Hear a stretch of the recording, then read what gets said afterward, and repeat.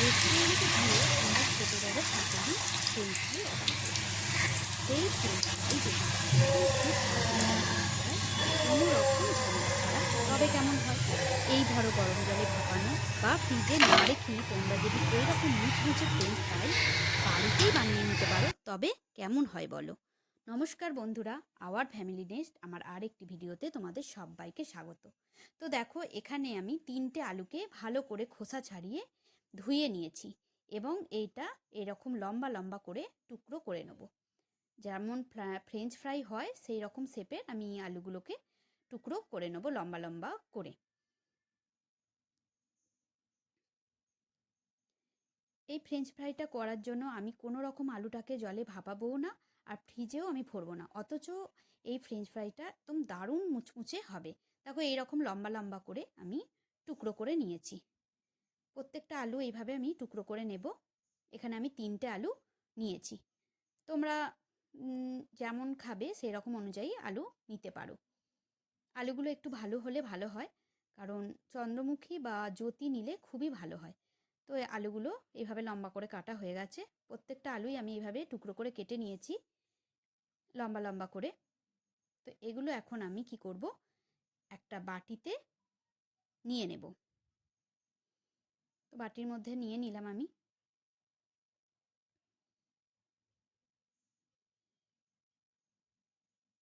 তারপর এগুলোর মধ্যে জল দিয়ে দেব।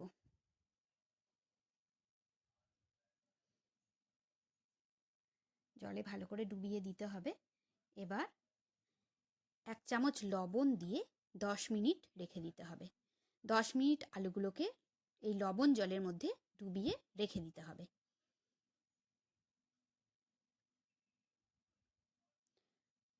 দেখো, এবার আমি দুটো, একটা ব্যাটার তৈরি করে নেবো আর একটা মশলার মতো করে নেবো, কোটিং যেটাকে বলে সেটা তৈরি করে নেবো। তো এখানে ব্যাটার তৈরি করার জন্য আমি কিছুটা ময়দা নিয়ে নিলাম, আর নিলাম কিছুটা কর্নফ্লাওয়ার, আর নেব 1/2 চামচের মতো হলুদ, আর নেব সামান্য একটু গোলমরিচের গুঁড়ো।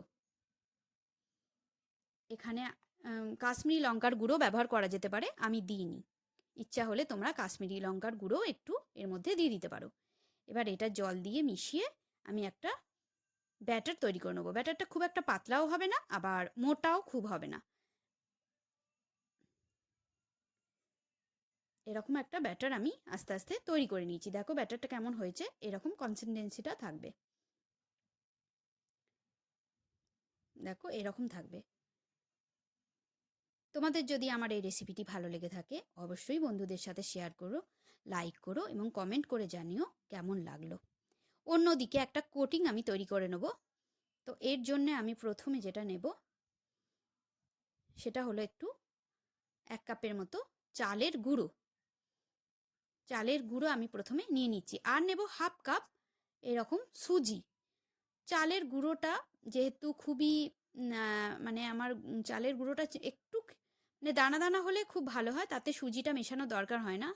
যেহেতু চালের গুঁড়োটা আমার খুবই মিহি, তাই আমি একটু সুজি নিয়ে নিলাম। আর দেব একটু গোলমরিচের গুঁড়ো, এতে একটু গোলমরিচের গুঁড়োটা দিলাম। আর দেব একটু চিলি ফ্লেক্স, চিলি ফ্লেক্স একটু দিয়ে দিলাম। এবার দেব একটু হলুদের গুঁড়ো, এখানেও একটু হলুদের গুঁড়ো আমি দিয়ে দিলাম। আর দেব একটু লবণ। লবণটা একটু বুঝে শুনে দিতে হবে, কারণ ব্যাটারটাতে একটু লবণ দিয়েছি, এর মধ্যে লবণ দিয়েছি, আবার লবণ দিয়ে লবণ জলের মধ্যে কিন্তু আলুগুলোকে ডুবিয়েও রেখেছি। সেটা বুঝে শুনে লবণটা কিন্তু সব জায়গায় ব্যবহার করতে হবে। তবে একটু নোনতা এটা খেতে ভালোই লাগে। খুব বেশি নোনতা না হলেও বেশ ভালো লাগে খেতে।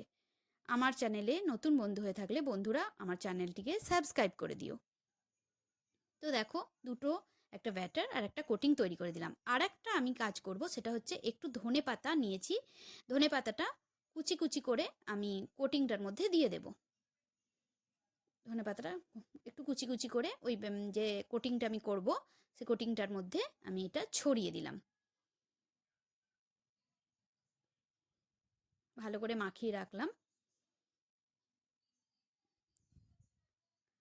তো অন্যদিকে আলুগুলো আমার 10 মিনিট ভেজানো হয়ে গেছে। এবার আলুগুলো আমি তুলে নেব জল থেকে এবং একটা প্লেটের মধ্যে একটা সাদা সুতির কাপড় বিছিয়ে দেব। তাতে আলুগুলো তুলে আমি একটু হাওয়ায় মেলে রাখবো। খুব যে শুকাবার দরকার আছে তা নয়, 5-7 মিনিটের জন্য একটু আমি হাওয়াতে মেলে রাখলাম। কোনো আলুগুলো যে মুছে নেওয়ার দরকার নেই, জল সোপ না হলে কোনো অসুবিধা নেই, কিন্তু হালকা শুকিয়ে আমি নেব আলুগুলোকে। হালকা জাস্ট ফ্যানের তলায় রেখে আমি শুকিয়ে নিচ্ছি। এটা যদি নাও করো কোনো প্রবলেম নেই, কিন্তু করলে বেশ ভালো হবে। এর জন্য আমি একটা কাপড়ের ওপরে আলুগুলোকে ভালো করে মেলে 10 মিনিট বা 5-7 মিনিটের জন্য হাওয়ায় রাখলেই যথেষ্ট। এভাবে আমি একটু শুকিয়ে নিচ্ছি। দেখো 10 মিনিট পর ফিরে এসেছি। আলুগুলো মোটামুটি আমার একটু শুকিয়ে গেছে, জলটা টেনে নিয়েছে। সুতির কাপড়টা অনেকটাই জলটা টেনে নিয়েছে। এবার আমি এই ব্যাটারটার মধ্যে আলুগুলো ডুবিয়ে নেব। দেখো ব্যাটারটা আমার অনেকক্ষণ রাখা ছিল, রেডি হয়ে গেছে পুরোপুরি। এবার আলুগুলো এর মধ্যে আমি ডুবিয়ে দেব। একটা চামচের সাহায্যে আমি ভালো করে আলুগুলো এর মধ্যে ডুবিয়ে দিলাম, মিক্সড করে দিলাম।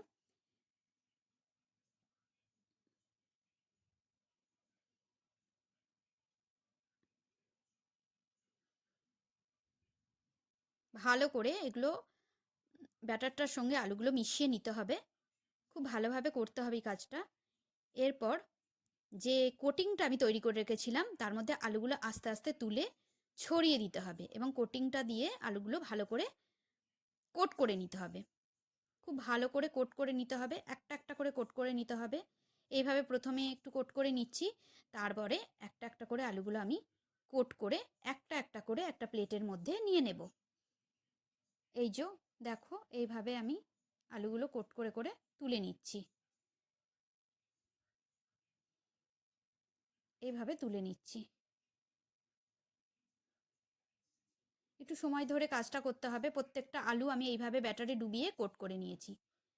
সুজি দেওয়ার জন্য আলুটা বেশ মুচমুচে হবে, আর চাল গুঁড়ো দেওয়া আছে, বেশ মুচমুচে হবে খেতে।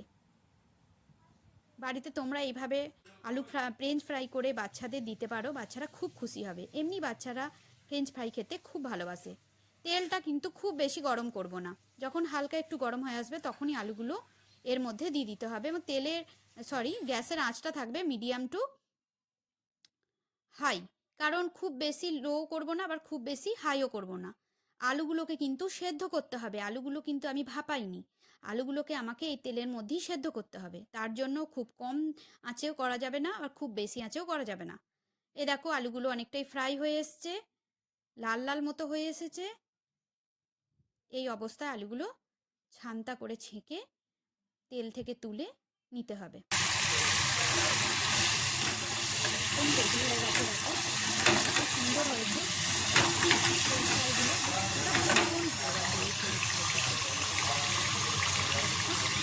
ডাল দিয়ে তোমরা ভাতের সাথে বাচ্চাদের দিতে পারো, ভাতের সঙ্গে ফ্রেঞ্চ ফ্রাই খুব ভালোভাবে খাবে ওরা। হয়েছে আমি প্লেটের মধ্যে নিয়ে নিলাম। আমি একটা ভেঙে দেখাচ্ছি কেমন হয়েছে। ভেতরটা কিন্তু একদম সেদ্ধ হবে আর জুসি হবে, আর ওপরটা হবে এরকম একটা কোটিং।